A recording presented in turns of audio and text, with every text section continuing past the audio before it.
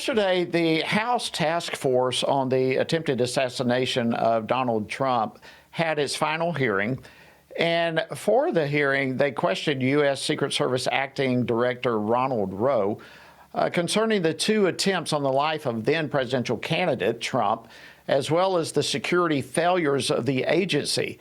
And I'm sure by now you've probably heard some of the explosive dialogue that went between Texas Congressman Pat Fallon when he asked Rowe as to why he was standing closest to President Biden during the most recent 9/11 Remembrance ceremony. That position, by the way, is generally reserved for one who should actually be the special agent in charge, which Rowe was not. So let me show this again for you. I actually responded to Ground Zero. I was there going through the ashes of the World Trade Center. I was there at Fresh Kills. I'm not asking you that. I'm asking you, Congressman, were you the special agent in charge? To show respect for a Secret Service member that died on 9/11. Oh, that you're trying to be. Do not invoke 9/11 for political purposes. Oh, I'm not. I'm invoking this. You are, sir. Gentlemen, and you are out of line. I would like to ask him a question. Please. You are out of line, Congressman. Don't try to bully me. Wow. So you have to ask, is that a scene that tells the American people that the Secret Service is, quote, worthy of trust and confidence? I mean, that is their motto, that they're worthy of trust and confidence. Well, joining me now to discuss this is former Secret Service agent Tom Miller. He's the founder and president of Lionheart International Services Group. He's a 30-year law enforcement and military professional whose extensive background includes leadership roles in Homeland Security and law enforcement and the Marine Corps. Colonel, welcome back to Washington Watch. Always great to have you. Thank you, sir. Jody, it's always an honor to be with you. Thank you for having me. Well, listen, I don't know how many times it takes to see that dialogue, and it's just stunning every single time. But Acting Director Rowe accused Congressman Fallon of politicizing 9/11. In your estimation, was the congressman's question out of line? Well, I don't think it was out of line at all. I think both responses were not helpful, especially as the American people are watching. Let me say this. I've been on sites where the director has shown up. Periodically, they will be proximity to the president. In this case, I think the actual detail leader was to the right. And the whole thing, I think, was not the point of the question. The point of the question was, are you putting yourself in places and considering the public appearance? And quite frankly, I think that's a valid point. The Secret Service is an agency in crisis, Jody, and they've got to be fixed. They have to be returned to their sacred mission of protecting the leaders of the free world so we can really have a democracy. We hear all these, this is a threat to democracy. Let me tell you, having a dysfunctional Secret Service is a huge threat to our democracy.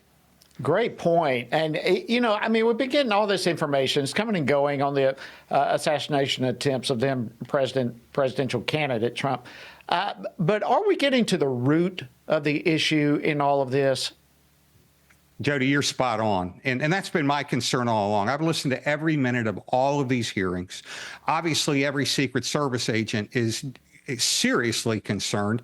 I will tell you this, Jody, when I came in, it was a vastly different Secret Service than it is today. And the question is, why?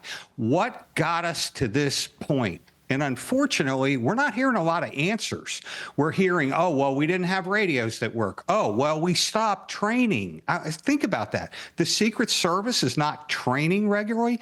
Oh, we're understaffed. The agents are being brutalized. That is, in fact, true. But the answer, or the question is, how did it get there?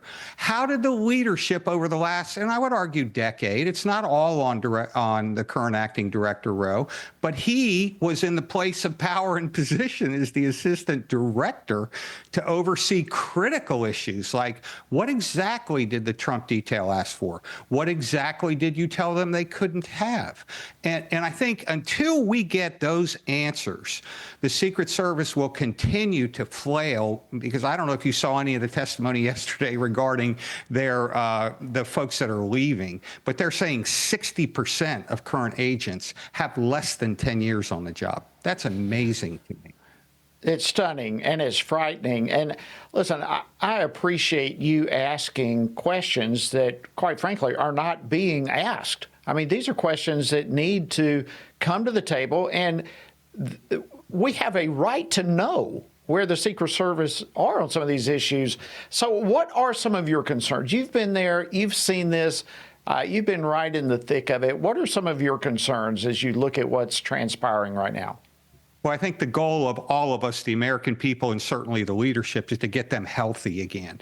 And so we saw 4 things identified yesterday. Director Rowe was bringing, transformational things to the Secret Service, enhanced radio communications. Well, quite frankly, we've had radios and encrypted radios for decades.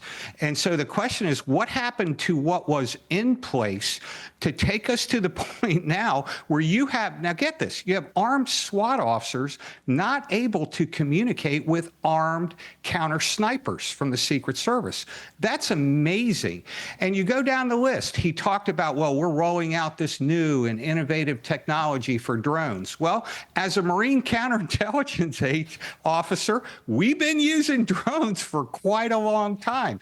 How did we get to the point where we're so far behind the curve on the current threats? And by the way, these threats are for real. You have Iranian-backed assassin teams in the U.S. You have a variety of highly focused people that want to kill President Trump, highest threat level I think we've ever seen in our lifetime. And yet, who made the decision not to staff up the detail? And so all those things, I think, have to be addressed, because right now, honestly, the camaraderie of the Secret Service, when I was there, we were the elite of the elite. I had been a Marine Corps officer with 2 commands. I'd been a police officer, and I got in. Fortunately, everybody else was like me. And now they're hiring, folks from Starbucks. It's amazing. Wow. It is amazing.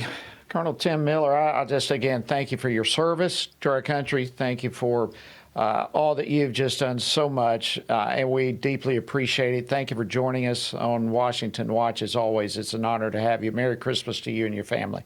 Merry Christmas, brother, and thanks for all you're doing to stand for righteousness.